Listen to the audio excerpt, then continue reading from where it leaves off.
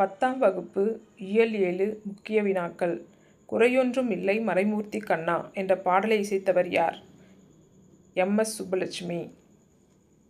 MS. சுப்புலட்சுமிக்கு இசை பேரரசி என்ற பட்டத்தை சூட்டியவர் யார்? சரோஜினி நாயுடு. காந்தியடிகள் டெல்லியில் சந்தித்த போது எம்.எஸ். சுப்புலட்சுமியை பாட சொன்ன பாடல் எது? ஹரி தும் ஹரோ. எம்.எஸ். சுப்புலட்சுமி ஐநா அவையில் பாடிய ஆண்டு எது? 1966. மகசேச விருது பெற்ற முதல் இசைக்கலைஞர் யார்? எம்.எஸ். சுப்புலட்சுமி. பரதநாட்டிய கலையை உலகறிய செய்தவர் யார்? பாலசரஸ்வதி. தாமரை செவ்வனி விருது பெற்றவர் யார்? பாலசரஸ்வதி. வேருக்கு நீர் என்னும் புதினத்திற்காக சாகித்ய அகாதமி விருது பெற்ற முதல் பெண் எழுத்தாளர் யார்? ராஜம் கிருஷ்ணன். தீப்பெட்டி தொழிலாளர்களின் அவல நிலையை சொல்லும் ராஜம் கிருஷ்ணனின் புதினம் எது? கூட்டுக்குஞ்சுகள். கருப்பு மணிகள் புதினம் யாரை பற்றியது? உப்பள தொழிலாளர்கள். பெண் குழந்தை கொலைக்கான காரணங்களை ஆராய்ந்து ராஜம் கிருஷ்ணன் எழுதிய நூல் எது? மண்ணகத்து பூந்துளிகள். மண்ணகத்து பூந்துளிகள். பாஞ்சாலி சபதம் பாடிய பாரதி என்ற பாரதியின் வரலாற்று புதினத்தை எழுதியவர் யார்? ராஜம் கிருஷ்ணன். உழுபவர்க்கே நில உரிமை இயக்கம் தொடங்கியவர் யார்? கிருஷ்ணம்மாள் ஜெகநாதன். சுவிட்சர்லாந்து அரசின் காந்தி அமைதி விருது பெற்றவர் யார்? கிருஷ்ணம்மாள் ஜெகநாதன். மதுரை சின்னப்பிள்ளை தொடங்கிய மகளிர் குழுவின் பெயர் என்ன? களஞ்சியம். சின்னப்பிள்ளை அவர்களுக்கு ஸ்திரீ சக்தி புரஸ்கார் விருது வழங்கிய பிரதமர் யார்? வாஜ்பாய். எம்.எஸ். சுப்புலட்சுமி அவர்களுக்கு தாமரை அணி விருது வழங்கப்பட்ட ஆண்டு எது? 1954. எம்.எஸ். சுப்புலட்சுமி நடித்த மிக வெற்றிகரமான திரைப்படம் எது? மீரா. எம்.எஸ். சுப்புலட்சுமியின் குரலில் ஒலிக்கும் வெங்கடேச சுப்ரபாதம் எங்கு ஒலிக்க தொடங்கியது? திருப்பதி. நீலகிரி படுகர் இன மக்களின் வாழ்வியலை விளக்கும் ராஜம் கிருஷ்ணனின் புதினம் எது? குறிஞ்சித்தேன். மீனவர் வாழ்வின் சிக்கல்களை பேசும் ராஜம் கிருஷ்ணனின் புதினம் எது? அலைவாய் கரையில். அமைப்புசாரா வேளாண் தொழிலாளர்களின் உழைப்பு சுரண்டப்படுவதை சொல்லும் புதினம் எது? ஆ மற்றும் இ. சேற்றில் மனிதர்கள் மற்றும் வேருக்கு நீர். மதுரை காந்தி என்று அழைக்கப்படுபவர் யார்? என்.எம்.ஆர். சுப்பராமன். கிருஷ்ணம்மாள் ஜெகநாதன் பங்கேற்ற முக்கிய போராட்டம் எது? உப்பு சத்தியாகிரகம், வெள்ளையனே வெளியேறு இயக்கம், பூதான இயக்கம். இவை அனைத்தும். சின்னப்பிள்ளை எதற்காக போராடினார்? பெண்களின் பொருளாதார முன்னேற்றம். தமிழக அரசின் தாமரை திரு விருது அண்மையில் யாருக்கு வழங்கப்பட்டது? சின்னப்பிள்ளை. எம்.எஸ். சுப்புலட்சுமி பிறந்த ஊர் எது? மதுரை. பரதநாட்டியத்தில் கிருஷ்ணா நீ பேகனே பாரோ என்ற பாடலுக்கு புகழ்பெற்றவர் யார்? பாலசரஸ்வதி. இந்திய மாமணி விருது பெற்ற இசைக்கலைஞர் யார்? எம்.எஸ். சுப்புலட்சுமி. கிருஷ்ணம்மாள் ஜெகநாதன் எந்த இயக்கத்தின் மூலம் நிலமற்ற ஏழைகளுக்கு நிலம் பெற்று தந்தார்? கிருஷ்ணம்மாள் ஜெகநாதன் எந்த இயக்கத்தின் மூலம் நிலமற்ற ஏழைகளுக்கு நிலம் பெற்று தந்தார்? பூதான இயக்கம். ம.பொ.சி.யின் சிற்றக்கல் ஒலி என்பது எவ்வகை இலக்கியம்? தன் வரலாறு. மாப்போசி அவர்களுக்கு சிவஞானம் என்று பெயரிட்டவர் யார்? சரபையர். மாப்போசியின் பெற்றோர் அவர்கிட்ட பெயர் என்ன? மாப்போசியின் பெற்றோர் அவர்கிட்ட பெயர் ஞானப்பிரகாசம். மாப்போசி பிறந்த ஆண்டு எது? 1906 ஜூன் 26. மாப்போசியின் கல்வி அறிவு எத்தனையாம் வகுப்போடு முடிந்தது? 3ஆம் வகுப்பு. மாப்போசி அவர்களுக்கு சிலம்பு செல்வர் என்ற விருதினை வழங்கியவர் யார்? ராபி சேதுப்பிள்ளை. மாப்போசி எந்த நூலுக்காக 1966 சாகித்ய அகாதமி விருது பெற்றார்? வள்ளலார் கண்ட ஒருமைப்பாடு. தலை கொடுத்தேனும் தலைநகரை காப்போம் இந்த முழக்கம் எதற்காக எழுப்பப்பட்டது? சென்னையை மீட்க. மாப்போசி தமிழக சட்டமன்ற மேலவைத் தலைவராக பதவி வகித்த காலம் 1972 முதல் 1978. மாலவன் குன்றம் போனால் என்ன, வேலவன் குன்றமாவது நமக்கு வேண்டும். இதில் வேலவன் குன்றம் என்பது திருத்தணி. வடக்கெல்லை போராட்டத்தில் மாப்போசியுடன் இணைந்து சிறை சென்றவர் யார்? மங்களக்கிழார். சென்னை மாகாணத்திலிருந்து ஆந்திரா பிரியும் போது சென்னைதான் அதன் தலைநகராக இருக்க வேண்டும் என்று கோரியவர் யார்? பிரகாசம். தெற்கெல்லை போராட்டத்தை முன்னின்று நடத்தியவர் யார்? மார்சல் ஏ. நேசமணி. தெற்கெல்லை போராட்டத்தை முன்னின்று நடத்தியவர் மார்சல் ஏ. நேசமணி. குமரி மாவட்டம் தமிழகத்துடன் இணைந்த நாள் எது? 1956 நவம்பர் 1. மாப்போசியை சிலம்பு செல்வர் என அழைப்பது ஏன்? சிலப்பதிகாரத்தின் மீது கொண்ட பற்று மற்றும் பரப்புரைக்காக. மாப்போசியின் சிற்றல்கள் ஒளி எந்த நூலிலிருந்து எடுக்கப்பட்டது? எனது போராட்டம். தமிழக அரசு மாப்போசிக்கு எங்கு சிலையையும் நூலகத்தையும் அமைத்துள்ளது? திருத்தணி மற்றும் சென்னை. மாப்போசி இந்திய விடுதலை போராட்டத்தின் போது எங்கு சிறை வைக்கப்பட்டார்? அமராவதி சிறை. மாப்போசிக்கு பிடிக்கும் என அவரது தந்தை வாங்கி தந்த நூல் எது? அல்லி அரசாணி மாலை. பள்ளிக்கூடத்தில் மாப்போசிக்கு நேர்ந்த அவமானம் என்ன? பாடப்புத்தகம் கொண்டு வராததால் வெளியேற்றப்பட்டது. மாப்போசியின் வாழ்வில் திருப்பத்தை ஏற்படுத்திய போராட்டம் எது? ஆகஸ்ட் போராட்டம். வெள்ளையனே வெளியேறு. திருத்தணி கோயில் யாருடைய ஆட்சி காலத்தில் கட்டப்பட்டது என மாப்போசி குறிப்பிடுகிறார்? பல்லவர். நேசமணி அவர்கள் எந்த ஊரில் வழக்கறிஞராக பணியாற்றினார்? நாகர்கோவில். மாப்போசியால் தொடங்கப்பட்ட இயக்கம் எது? தமிழரசு இயக்கம். தமிழரசு கழகம்.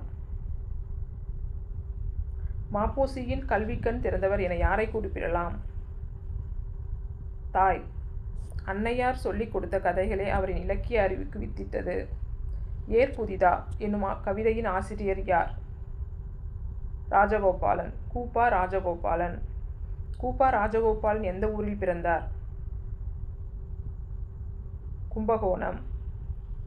வேளாண்மை செழிக்கவும் மானுடம் தழைக்கவும் சித்திரை திங்களில் நடத்தப்படும் விழா எது? பொன்னேர் பூட்டுதல். கூப்பா ரா அவர்களின் படைப்புகளுள் பொருந்தாதது எது? காப்பியம். இவர் சிறுகதை, கவிதை, நாடகம், கட்டுரை ஆகிய துறைகளில் வல்லவர். கூப்பா ராஜகோபாலன் ஆசிரியராக பணியாற்றிய இதழ் எது? பாரதமணி. மேலும் தமிழ்நாடு, பாரத தேவி ஆகிய இதழ்களிலும் பணியாற்றினார். பொன்னேர் பூட்டுதல் என்பது எந்த மாதத்தில் நடைபெறும் நிகழ்வாக பாடப்பகுதியில் குறிப்பிடப்பட்டுள்ளது? சித்திரை. ஏற்புதிதா கவிதை இடம்பெற்றுள்ள நூல் எது? கூப்பா ரா கவிதைகள். உழுவோரின் மகுடம் என்று கூப்பா ரா எதனை குறிப்பிடுகின்றார்? பொன்னேர்.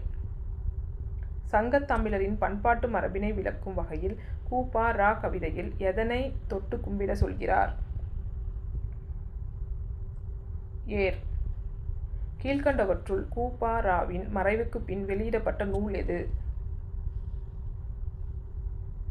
அகலிகை, ஆத்ம சிந்தனை, ஏற்புதிதா அனைத்தும். மெய்கீர்த்தி என்னும் இலக்கிய வகை யாருடைய காலத்தில் கல்வெட்டுகளில் செதுக்கப்பட தொடங்கியது? பிற்கால சோழர் காலம். பாடப்பகுதியில் இடம்பெற்றுள்ள மெய்கீர்த்திக்கு உரிய அரசன் யார்? இரண்டாம் ராசராசன். இரண்டாம் ராசராச சோழனின் பட்டப்பெயர்களுள் ஒன்று எது? கோப்பரகேசரி. இவருக்கு திருப்புவன சக்கரவர்த்தி என்ற பட்டமும் உண்டு. மெய்கீர்த்திகள் யாரால் கல்லில் செதுக்கப்பட்டன? கல் தச்சர்கள். புலவர்களால் பாடப்பட்டு கல் தச்சர்களால் செதுக்கப்பட்டன. பிணிக்கப்படுவன என்று மெய்கீர்த்தியில் எவை குறிப்பிடப்படுகின்றன? நூல்கள். இரண்டாம் ராசராச சோழனுக்கு எத்தனை மெய்கீர்த்திகள் உள்ளன? 2. சிறைப்படுவன என்று பாடலில் கூறப்படுபவை எவை? நீர்நிலைகளில் உள்ள மீன்கள். பாடப்பகுதியில் உள்ள இரண்டாம் ராசராச சோழனின் மெய்கீர்த்தி எத்தனை வரிகளை கொண்டது? 91. யாழ் இசைப்பன என்று எவை குறிப்பிடப்படுகின்றன? வண்டுகள். வண்டுகள் தேன் உண்ணும் போது எழுப்பும் ஒலி யாழ் இசை போல இருப்பதாக கூறப்படுகிறது. இந்தளம் என்பதன் பொருள் யாது? ஒரு வகை இசை. சிலப்பதிகாரத்தின் ஆசிரியர் யார்? இளங்கோவடிகள். இளங்கோவடிகள் எந்த மரபை சேர்ந்தவர்? சேர மரபு. ஐம்பெருங்காப்பியங்களுள் முதன்மையானது எது? சிலப்பதிகாரம். முத்தமிழ் காப்பியம், குடிமக்கள் காப்பியம் என்று போற்றப்படும் நூல் எது? சிலப்பதிகாரம். சிலப்பதிகாரத்தில் உள்ள மொத்த காண்டங்களின் எண்ணிக்கை எவ்வளவு? 3. புகார், புகார் காண்டம், மதுரை காண்டம், வஞ்சி காண்டம். சிலப்பதிகாரத்தில் உள்ள காதைகளின் எண்ணிக்கை எவ்வளவு? 30. இரட்டை காப்பியங்கள் என்று அழைக்கப்படுபவை எவை? சிலப்பதிகாரம், மணிமேகலை. பாடப்பகுதியில் உள்ள இந்திரவிழா ஊரெடுத்த காதை என்ற காண்டத்தில் காதை எந்த காண்டத்தில் இடம்பெற்றுள்ளது? புகார் காண்டம்.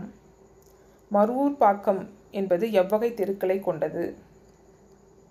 கடலோர பகுதி, வணிக வீதிகள். சுண்ணம் என்பதன் பொருள் யாது? நறுமணப்பொடி. பெருங்குணத்து காதலி என்று இளங்கோவடிகளால் குறிப்பிடப்படுபவர் யார்? கண்ணகி. சிலப்பதிகாரம் குறிப்பிடும் பட்டி மண்டபம் என்பது எதனை குறிக்கும்? சமய சொற்போர் நிகழும் இடம். புகார் நகரில் வணிகர்கள் வரிசை வரிசையாக அடுக்கி வைத்திருப்பவை எவை? இவை அனைத்தும் முத்துக்கள், நறுமணப் பொருட்கள், பட்டாடைகள். ஓசுனர் என்பவர் யார்? எண்ணெய் விற்பவர். காருகர் என்பதன் பொருள் யாது? நெய்பவர். தூசும் துகிரும். இதில் துகிர் என்பதன் பொருள் என்ன? பவளம்.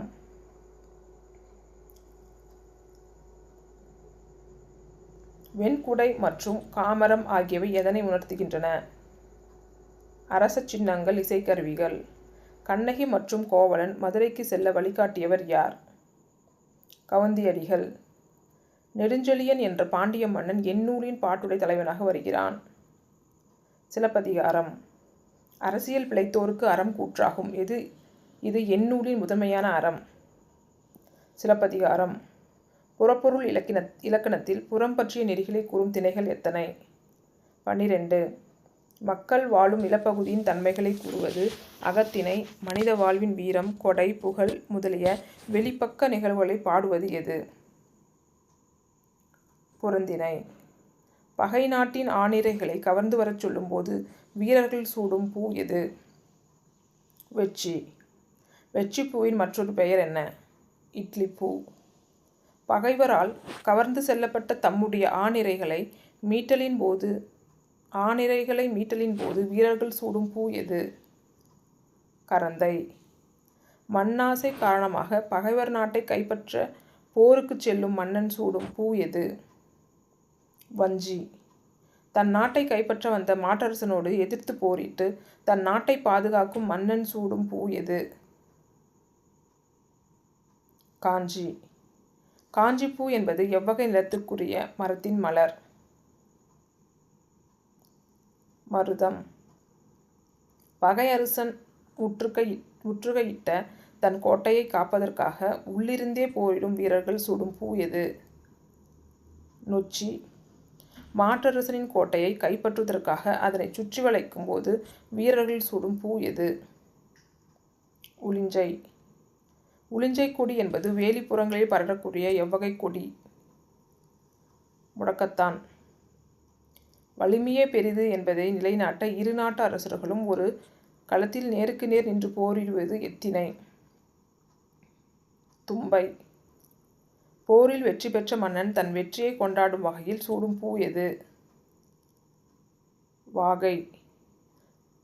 வாகை என்ற சொல்லுக்கே வெற்றி என்ற பொருள் உண்டு. ஒருவருடைய புகழ், வலிமை, கொடை, அருள் போன்ற நல்லியல்புகளை தகுதியுடைய ஆண்மகனை பற்றி பாடுவது எத்தினை? பாடான் திணை. ஒருவருடைய புகழ், வலிமை, கொடை, அருள் போன்ற நல்லியல்புகளை தகுதியுடைய ஆண்மகனை பற்றி பாடுவது பாடான் திணை. வெற்றி முதல் வாகை வரையான புறந்திணைகளில் கூறப்படாத செய்திகளையும் பொதுவான செய்திகளையும் தொகுத்து கூறும் திணை எது? பொதுவியல் திணை. புறப்பொருள் இலக்கணத்தில் கைக்கிளை என்பது எதனை குறிக்கும்? ஒருதலை காமம். புறப்பொருள் இலக்கணத்தில் பெருந்திணை என்பது எதனை குறிக்கும்? பொருந்தா காமம். கோட்டையை காத்தல் என்பது எவ்வகை நொச்சி மலரால் சூடப்படுகிறது? இவை அனைத்தும். மணி நொச்சி, கருநொச்சி, வெண்ணொச்சி. புறப்பொருள் திணைகளில் எதிரெதிர் திணைகளாக அமைந்தவற்றில் பொருந்தாத இணை எது? வெற்றி, கரந்தை, வஞ்சி, காஞ்சி, நொச்சி, உளிஞ்சை, தும்பை, பாடான். இதில் பொருந்தாத எதிரெதிர் திணை தும்பை, பாடான். தும்பைக்கு பின் வருவது வாகை. தும்பையும் வாகையும் எதிரெதிர் அல்ல. தும்பை என்பது நேருக்கு நேர் போர் புரிவது. புறப்பொருள் திணைகளில் எதிரெதிர் திணைகளாக அமைந்தவற்றில் பொருந்தாத இணை தும்பை, பாடான். புறப்பொருள் வெண்பா மாலை என்னும் இலக்கண நூலின்படி புறந்திணைகள் 12 எனில் தொல்காப்பியத்தின்படி புறந்திணைகள் எத்தனை? 7.